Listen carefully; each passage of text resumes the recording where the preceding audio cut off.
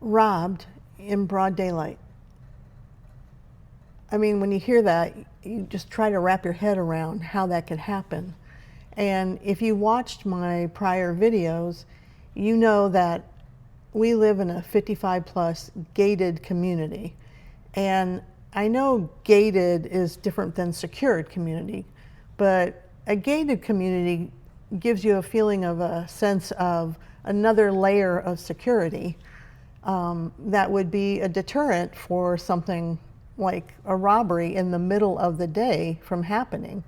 And it's hard to understand that that could happen here.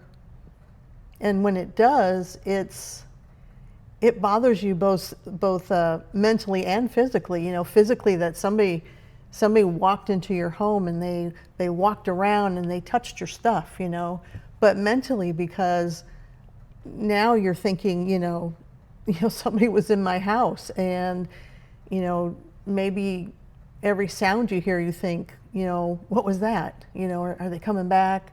And I've experienced being robbed once when I was younger. I was a teenager, and my parents' house got robbed during the day, and an attempted break-in as an adult, where the alarm system went off and scared them off, and the police came out, and they never gained entry into the home. But so I've been there before, and I mean, it's been a long stretch of time between the first attempted robbery and even the first break-in as a teenager, because I'm 63 now.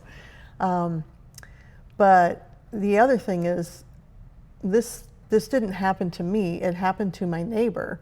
My neighbor that is probably 20 feet, her wall is 20 feet from my wall. But thinking about it and hearing the facts from my neighbor about this robbery that occurred in her home in the middle of the day, it makes me think that it's not the typical opportunity robbery, where somebody just stumbles on an open door and then you're robbed. And I'm going to share with you today why I feel that way. And you can let me know if you agree as I unfold the facts. If you agree it wasn't the typical opportunity robbery. And I don't know if those are the right words, but that's the words I'm using today. But so first of all, I'd like to say, hey, it's Rose. Thank you for tuning in. I appreciate you tuning in. Excuse me for my appearance. I'm actually recovering from total knee replacement, 2 weeks into my recovery. And the neighbor comes over and shares this information that a couple days ago she was robbed. So partly because I'm home and kind of stuck at home, I guess I keep thinking about this, like my brain can't let it go that somebody in our community was robbed. And I can honestly say I don't remember anybody else being robbed in the 5, almost 6 years that we've lived here. So let me just set it up by saying our street is kind of in the middle of this maze of our community. So there's a street that is called the Loop that kind of connects all the streets that branch off from that loop for our community. And ours isn't one you would just stumble on. It's not easy to find our street. And in fact, sometimes people can't find our street just because of where it is located within this maze. And there's only 6 homes on my street, and the typical street probably has, I would say, 10 homes on it, 10, 15, 20, but it's a through street, that you would travel through that street to get to another street or something like that, or it's right off the loop. But like I said, ours is not off the loop of this maze of our community. So that makes me think it's a little suspicious that why that house, my neighbor's house, and also because there's 6 houses on the street, she's not on the end. So I think that I've always thought that if you live on an end home, an end lot, that you're more likely to be robbed by opportunity robberies. Where somebody's walking by and they see something and they think, oh, I could use an extra radio, so they remove your radio that you've had on your porch all these years. But we're not on the end. She's not on the end, so that's kind of suspicious. Like, why her house? In the middle of the day. What makes you think nobody's going to be walking around and see you robbing this house in the middle of the day? So those things are suspicious to me. Makes me wonder who would have robbed her. So the other thing is, if I set the scene further, they're in their, I want to say they're in their early 80s. And they just went on a trip. They were out of the country for 2 weeks. So 2 weeks out of the country. That's not when they got robbed. They come back, and they're back for 2 days. And they still have all their stuff laying around. You know, they haven't unpacked fully from being gone for 2 weeks. So they have like gifts sitting around. They have their jewelry laid out still that they haven't put away. They have souvenirs that they purchased, you know, little knick-knacky things or whatever, but things that are actually still kind of wrapped in the package. They're the bag that they got from the store they purchased it from. So I would think that that would be intriguing to a burglar.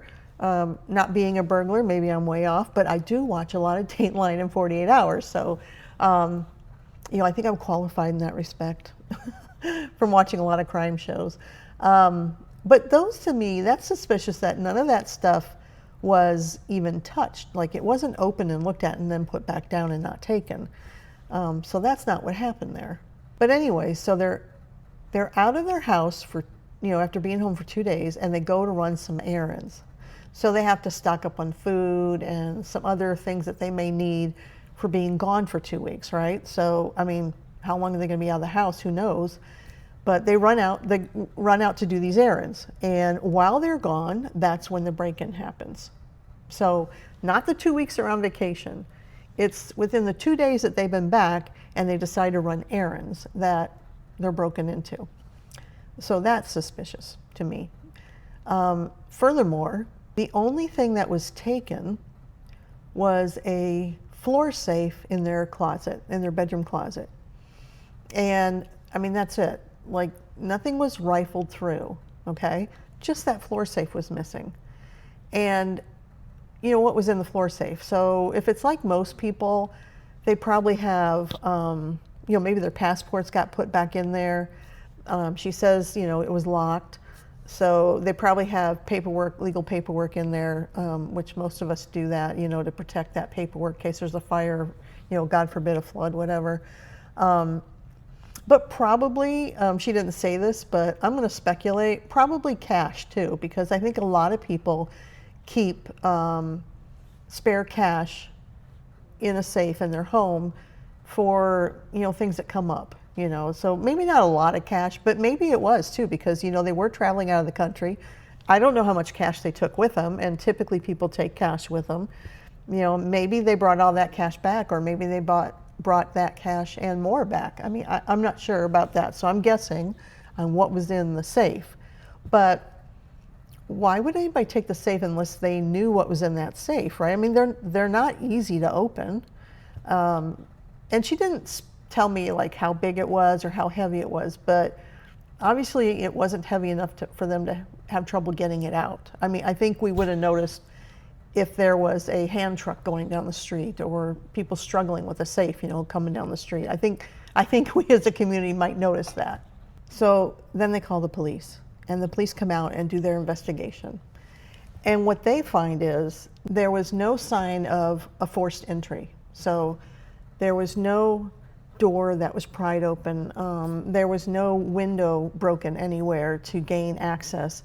There was also no visible way of how they got in. So if they came in through a window, then they closed that window. Same thing, if they came through a door, then they closed the door, because there was no way for the police to tell how they even got in the first place. But there was no forced entry. So let's just recap what I just said so far, and you know, see if you follow along with me when I come to my conclusion. And maybe you already know what my conclusion is. But so the location of the house, right? It's not easy to come to our street.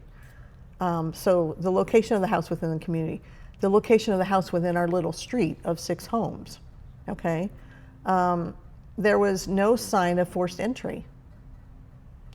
There was only the safe that was taken, So it's kind of suspicious of what was taken, but also what wasn't taken, the jewelry. And you know, she didn't specify, is it costume jewelry, is it real jewelry? But I don't know that burglars would know that. I think they just take it anyways, right? I mean, when we got robbed when I was a teenager, you know, they took a lot of my mom's jewelry, and you know, it wasn't expensive jewelry. So I think they're just, you know, getting what they can really quickly and get out, right? So you would think they would grab as much as they could and go through it later to figure out if it's worth anything, you know, if it has any value. So the other weird thing is, she asked us, you know, did we catch anything on our cameras? We have cameras set up on our house that are mainly set up to capture comings and goings from our house. So we don't have it facing anybody else's house because of, you know, privacy concerns, and you know, quite frankly, I don't want the camera going off every time, you know, a neighbor goes in and out of their house. I just want to know when somebody's on my property. So no, we looked, but we didn't have anything. But they don't have any cameras, and I was shocked to hear that, because I think nowadays, you know, everybody has a Ring doorbell, right? And or they have just cameras set up, you know, on their entrances and exits of their home, right? People normally have cameras for that, right? Don't they? I mean, we've had cameras ever since they were affordable. You could have cameras set up. The other thing is, there was no alarm that went off. Now, I didn't ask, and I don't know if they have an alarm, and maybe, you know, if they do, they probably, just thinking reasonably, they probably set their alarm while they were gone for 2 weeks, right? Because nobody would be around the property. But being home and just running out to get errands, you know, do your errands and get groceries, I don't know that everybody would turn their alarm on. So I don't know if she has an alarm. I know a lot of people in our community have an alarm because I think it was offered as part of having the house built. And, you know, we bought our house from the original owner, so I don't know if the alarm came with the house or not, but it seems like everybody here has an alarm system. But the alarm wasn't set. If they have an alarm, it wasn't set. Now, I mean, who would know that, right? I mean, so these are all little things that make me think it's an inside job. And I don't know that for sure, but that's what it makes me feel like, right? Like an inside job. Somebody knew these things. Somebody knew that the alarm would not be on, or they knew how to turn off the alarm. Somebody knew where the floor safe was and had to have known what was in it, or why would they take it, right? Someone had to have known that they were gone the 2 weeks and didn't break in at that point, but waited till they came home and went out to do stuff. They had to have known that if it was an inside job, that they were gone for that short period of time. And then that would be the ideal time to strike. Also, if it was an inside job and they were seen by anybody, I think they would blend in because they've probably been here many times. But I do have to say, full disclosure, you know, it's summer here. It's like 110 outside. So people aren't just walking around. So you know, chances are they wouldn't be seen by anybody, because the only people out right now are service providers, or people coming from their house, you know, from somewhere else that they were at and getting back in their house where the AC is. Nobody's hanging around outside. Nobody's walking their dog necessarily in the middle of the day. You know, that's all done early in the day, or once the sun goes down. Now, thankfully, nobody was hurt in this robbery, and she seemed, you know, upset about it, reasonably so, and more mentally upset. Like, you know, your kingdom, somebody invaded your kingdom, somebody entered your personal space, and they weren't invited.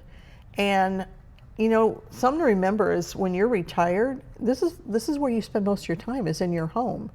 And so I think it hits you even harder then, because, you know, this is where I spend all my time. This is where I enjoy my stuff.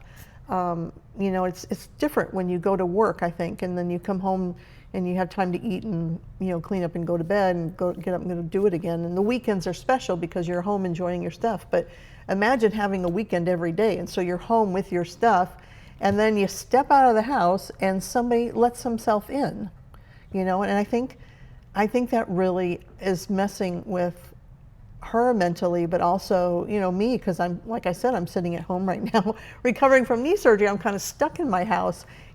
God forbid something like that happened. I would be home because I'm not going anywhere right now except, PT and stuff. So that made me think about something important too. So I put together like a little checklist of things you could do to make your home more secure as a senior, like cameras and things like that. And I put that checklist together, and it's free. It's just, I'm going to put it as a link in the description. So if you want to download it, you can download it and take a look at it. And hopefully it would help somebody that maybe hadn't put thought into or known what to think about as far as security for your home, especially as a senior, like I said. So this is geared towards being a senior citizen or retired person living at home. And especially if you live alone, this checklist might help you feel a little bit safer being home. But anyway, so again, pardon my appearance. I'm on some really good drugs right now, so my mind is really running, and I can't stop thinking about this, especially for her. I mean, she has a husband, so thank God she's not home alone. But so download the checklist, use it. Maybe it could help you out and give you some peace of mind if you're worried about that kind of stuff. I'm definitely going to share that with my neighbor. There's things that she could do, like a camera.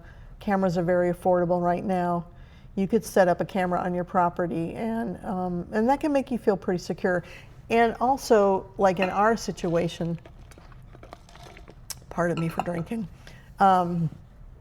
our camera system is shared. I'm not going to use the right words, but it's shared so that there's other people in my family that can see what my camera sees. So you go on your app and you can see, like, oh, somebody's at the house, oh, it's the mailman, or Amazon's leaving a package. I have it set up so family members can see what's going on too. And that's just, to me, an added sense of security as well, because maybe I didn't catch it, but somebody else in my family who gets notified, that's the word, who gets notified when someone's setting off a camera on my property, and they can look at it to see, if it's me even, which can make you feel comfortable too if you're someone, like right now with recovering from knee surgery. If I walk outside and I'm a little unstable still and I fall, chances are somebody's going to see that on the camera and make a phone call and help me get up. Where if they didn't have access to it, they wouldn't know that I fell or that I was outside. So anyways, I'm probably rambling at this point.